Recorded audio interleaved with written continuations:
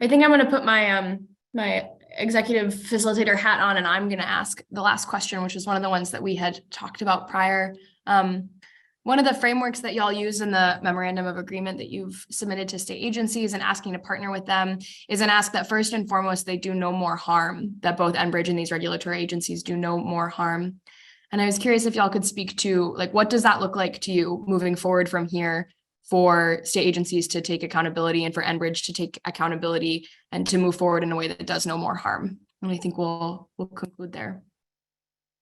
I think it's more than time that they do their own drone research. I think it's time that the state has the funding and they need to start doing what we're doing, and they need to partner. They need to partner with the citizens, with us or with Sierra Club, with all of us. We need active daily reporting on the issues of the attacks on Minnesota and Wisconsin and Michigan with Enbridge, because this is a national security issue, I think, greatly, because these are pipes running next to natural gas pipelines, and our corridor on Fond du Lac has 9 pipes in it. And they are doing whatever they want without regulation. I think it's high time for regulation. I think a cease and desist order is in order. I think the state can hire other people to come in and help figure out what to do. But I think there's other science out there of like leaving things to the land to get fixed, because some things we can't fix. So we're going to make them worse. So lots of cooperation, sharing out, and just a cease and desist. They've done enough and they've been lying the entire time. That's how I see it. I think too that we know not to trust Enbridge, and what we've seen is the state believes and trusts everything that they submit. The first step to fixing this is to verify everything that they say. We can't trust them. And we're so motivated by this do no harm after seeing what happened at LaSalle, where they went in and made a fix, quote, that is permanently cement wall across a sensitive peat wetland with outstanding floral diversity. And then they're going out there day after day after day trying to sample the water. Let's just stop and assess all the damage first. Let's do the new drone vote videos, send the ground truthing people out, compile, share all of our data, and show them, but let's just stop until we know what the whole range of impact is, and don't let Barr Engineering and Enbridge write their own rules. Thank you for that. Jackie, do you want to close us out? Yeah, just wanted to say a piece about Jeff alluded to the ground truthing. So my primary role on the team is to go out in the field on foot, by canoe and snowshoe, whatever it takes to get to these sites. And so for me, do no harm became real in seeing these sites. So oftentimes, I will see a site post-construction. I'm taking inventory of all that has happened there. And then if we do alert the DNR, or, they realize we've been out there and they respond, the response is so hurried. It is reactionary. It is making matters completely worse. And so on the next visit out, I see the things that have started healing, and all of that is taken away. They've reconstructed yet again another timber road.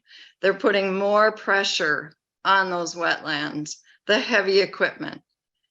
And so for me, do no harm is very real in terms of what I see out at these sites.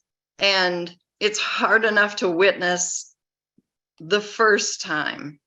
But then if you keep visiting a site and you realize they're trying to remediate something, recently I just witnessed more trees cut down, and so do no harm means, just like Jeff and others are saying, like, stop. You didn't know what you were doing in the first place in these wetlands. Now you are trying to fix problems and you don't know what you're doing. And so I just offer that as a perspective from what I see on the ground. I mean, it is so hard to see a place start to come back to life and then just see it. I and other field workers, like, we walk so gently into these spaces, and then to just see this disregard. So that's what it means for me in ground truthing and on the ground. Thanks.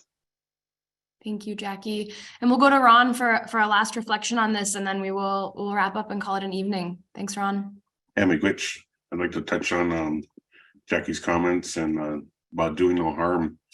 What we witnessed on the ground out here is Enbridge and Barr Engineering conducting themselves in a manner that's, they're bumbling around out here. They didn't understand the geology firsthand. And when they report a breach, and the next day they have a remediation plan for Fond du Lac for the water to be sent northeast down Lost River. They cleared the beaver dams for 12 miles downriver to have the water sent that way from this breach. Now, during our thermal flyover in November, it shows all that water going southwest into Dead Fish Lake. It's a wild rice lake. And Victoria says there was no wild rice on there this year. Wild rice is very susceptible to water levels, as well as conditions with pH and other sorts. So the effects are pretty tragic sometimes.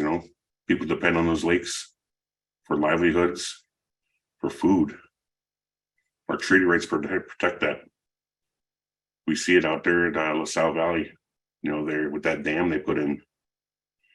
It's an underground dam, 600 feet long, 30 feet high, and the entire area has been liquefied.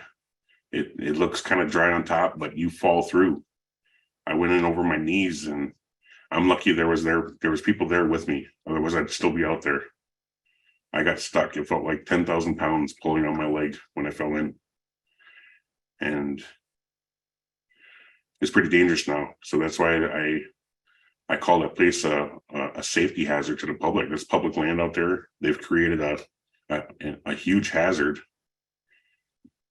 And these places are pretty remote. You got to walk miles into the woods. You got to pass private property. Sometimes you have to fly over private property. You have to fly in from an easement or a lake access or something. So, we operate in a way so we're not trespassing. We operate in a good way with the land, and we're gonna keep working out here. We're gonna stand the ground for all of you. Miigwech.